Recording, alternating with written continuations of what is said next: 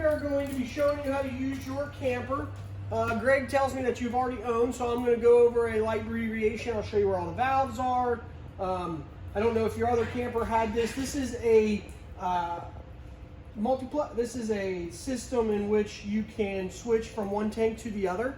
So if you come in here and you look, it gives you a green indication, meaning you do have propane. That's not going to let you know how much you have, but when it does turn red, obviously you're out.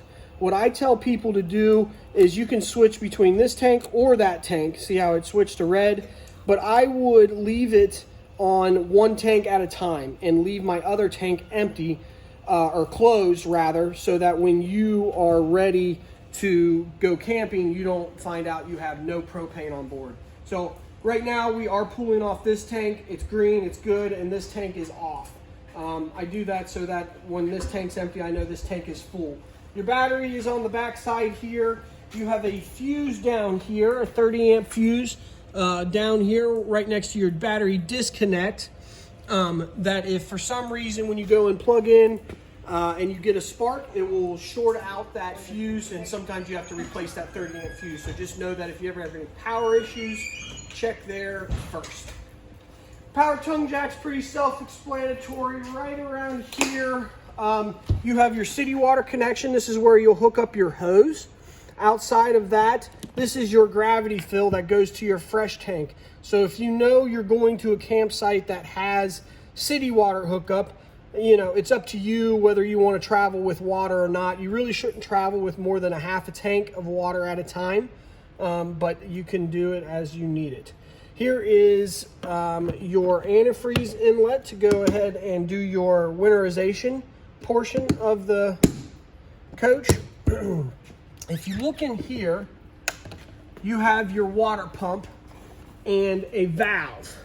The valve right here is what's going to turn on and off that siphon portion of the city water hookup. So right now it's in use mode. If you were to flip it this way and then turn on the pump, it will pull from that other fitting where you go and winterize it, and you can just set a gallon of antifreeze on the ground. In this compartment, it depends on how long your hose is that you are using. Most people use about a 3 or 4 foot piece of hose so that you don't have to fill a 50-foot line hose of antifreeze, because you only need about 1.5 gallons to do this unit, to winterize it completely. When you do your winterization, make sure you are pulling this canister here and dumping all the water out before you start that winterization process. On the other side here, you have your hot water heater bypass. So you have 3 valves.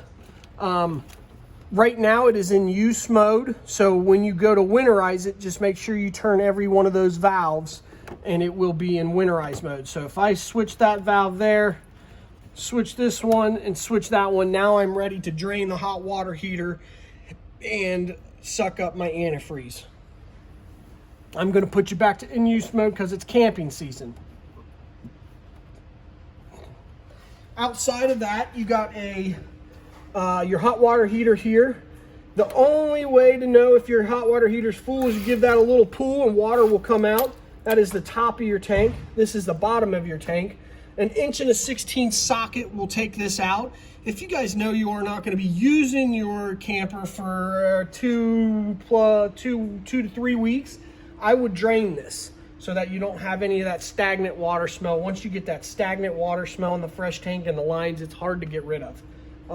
Down here on the bottom left-hand side is the electric portion of the hot water heater. There is a secondary button, I'm sure, inside that I'll show you. But in order for that to work, you have to turn that switch on and the other switch inside for it to actually come on and heat the water. I would never turn on the hot water heater element unless you know it is submerged in water. And like I said, the way you check is just pull that, make sure that it is got water in it. Freshwater tank drain, if you look down here, is right here. All you have to do in order to start draining it is flip this valve and it will drain if there is water in there. Outside of that, like I said, if you guys know you're not going to be using your water pump and stuff like that, I would keep that tank empty. So if you know you're going to a camping a place where you can hook up a hose, just keep that tank empty. There's no reason to have water in that. Here's a little bit of storage behind your couch. You got an outside shower here. Pretty self-explanatory. You open up the door, you got hot and cold. Good to rinse off some, wash off the kids or the dog or what have you. Black tank flush. This black tank flush is only to be used when you guys are dumping at your dump station. So when you guys leave the campground, or if you are at a permanent campsite and you go and dump your black tank, this is only to be used when you are dumping. Now you don't always have to use this. Some people say I flush my tank out every time. It's totally a matter of opinion and your personal. If you start smelling some smells, use the black tank flush, rinse it out, get it cleaned out, be done. Like I said, only use that when you are hooked up at the dump site with the black handle open. Cable satellite hookup, this is where you'll go if you have park cable at the campsite. You can plug in. Now when you plug in your park cable, it's just not going to automatically come onto the TV. You have to go through the settings on the TV, set it from air to cable, and then program it, and it'll pick up your channels as needed. 30 amp cord, you got 25 foot here, twist lock cord. Your dump valves are down here. Your black is on the right hand side. Your gray is on the left hand side. I tell people to dump their black first, let all that come out until it's done, and then close it, and then open up the gray to dump and kind of rinse out. The gray water is your shower, your sink, all that water.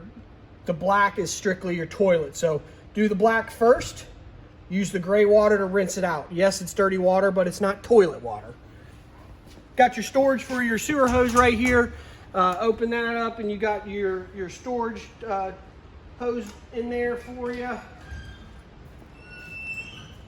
Backside of your refrigerator, really nothing to do inside there. That is completely sealed off there. If you guys do start cooking and somebody happens to burn something, in order for your fan to work, you have to have it open. So there's little tabs, and if I push it closed, it's gonna snap. Now, if I turned on the fan right now, it's not gonna do anything. So make sure when you get to your campsite, stuff like that, if you are cooking, make sure that is open so when you turn your fan on, it is actually exhausting out, not just recirculating the air. If you guys aren't using it, by all means, shut it up.